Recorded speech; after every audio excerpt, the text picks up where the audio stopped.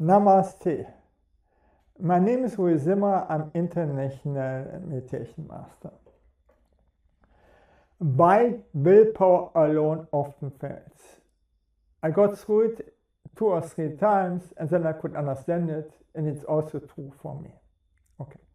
Professor Andre Huberman, very famous, explains that addiction and trauma locks the brain into a dysregulated reward stress cycle. This means with addiction you cannot think anymore clear, and if you have a big trauma, the same thing, you are blocked. And so also your willpower is blocked. So the prefrontal cortex responsible for self-control becomes weakened by chronic substance use or trauma-induced hyperarousal. So maybe you understand you cannot say to drug addicted, stop the addiction. It's never can work out. No? The limbic system, craving, fear, grief becomes overactive. Telling someone with severe addiction or grief to just use willpower is like asking someone with a broken leg to just walk. The neural hardware is compromised. It's not working anymore. What a higher power actually does, and that is scientifically proved. No? When people hand over control to God, the universe, or an AA style, this means anonymous alcoholic style, also I think everybody knows them, anonymous alcoholic style, higher power, several measurable things happen. Reduction in cognitive load.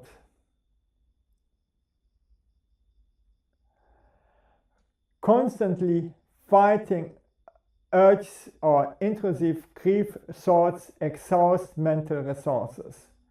Belief in a higher power allows the brain to offload the monitoring and control to an external entity, freeing up prefrontal capacity. This comes here, prefrontal is here, this is here. Activation of parasympathetic, this means calming system.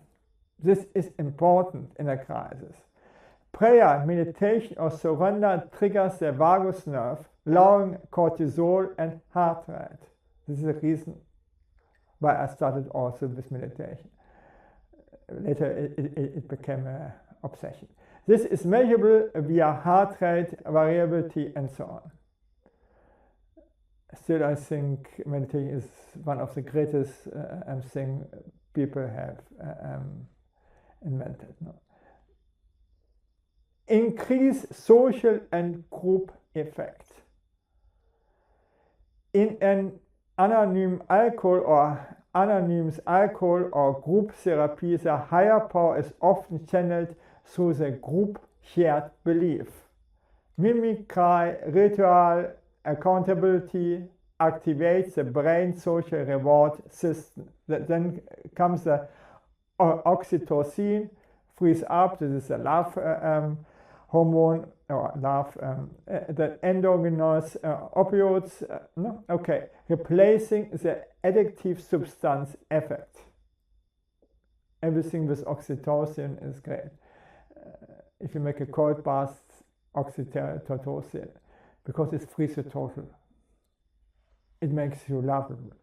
Meaning making and narrative reconstruction. So after immense loss, a child death, this happened also to me, the brain default mode network generates rumination and despair. A higher power reframes the loss as part of a larger story, reducing the shattered assumption effects that cause prolonged grief disorder. So what to do? The 2-part framing. Part 1, trauma release therapy, Human University, 14 days intensive EMDR, somatic experience, work works when the addiction is primarily driven by unprocessed trauma. Success rate can be high 80 to 90% in the specific model because it resets the emotional charge behind the craving. If this is not working, then we try the bottle surrender. This means also anonymous alcoholic, religious faith, higher power. So normal case, as in the church, is boring, you can forget it. No? Sorry. You go to an African church and the opposite happening there. And there the miracles happens. Your addiction stops. You get healing. And you know a church? I don't know any better sleeping pill. Okay. Because you trust the higher power. You have to be there. You have to visit African church. The healing works there. Miracles happens, I say nearly all the time when there's a healer there. And if you don't believe me, go there when there's a healer there. And then you understand what I'm telling you. No? Works especially when trauma therapy alone didn't stick, or the loss is so profound that no technique can touch it. This means losing a child is so traumatic you cannot. If you have went through this process, it is so painful. No?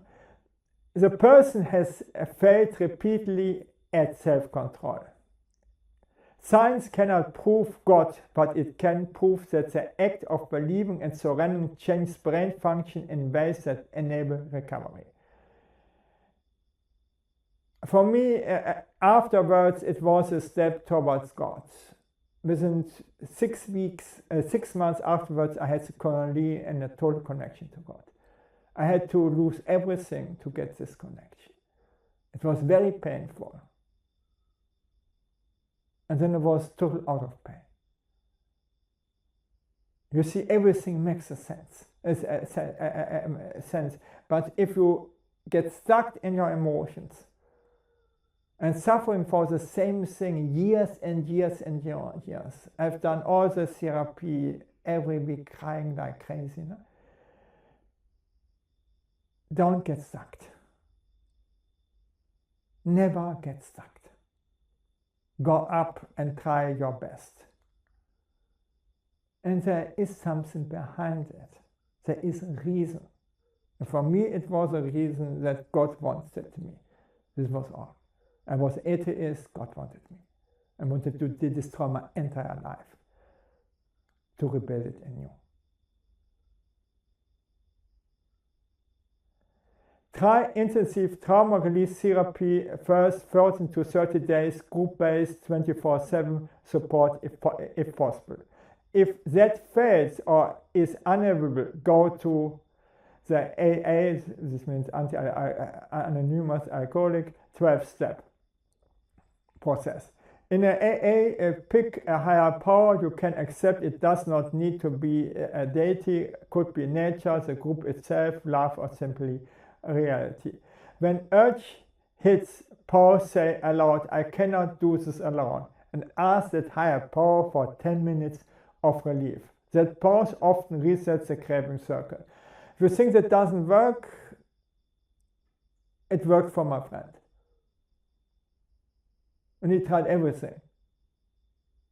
But only this had helped him. For immense loss, child death, talk therapy alone often cannot touch this level of grief. It's not a pathologic, it is essential. This means you might make body feeling oriented therapy. Surrender practice. I will never make sense of this. I cannot carry this alone. I give this way to God, life, or to the universe. Ritualize it. Light a candle each morning and mentally place the child's memory and your pain into the higher power hands.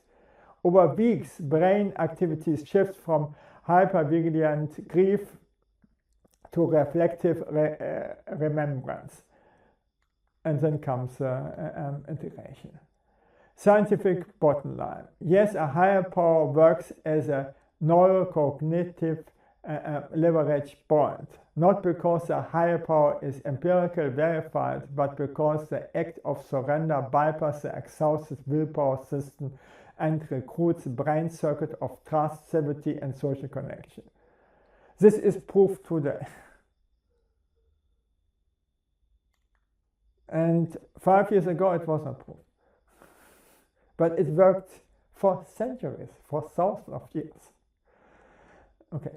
If you are someone you know is struggling combining both parts, trauma therapy and spiritual surrender, this I did, no? Is often optimal. And if you cannot believe in any higher power, you can still use a higher purpose, serving others, protecting a loved one, creating art, to achieve the same neural offload effect. So, still not convinced. Then try it out. Thank you that I could speak about this, and bye.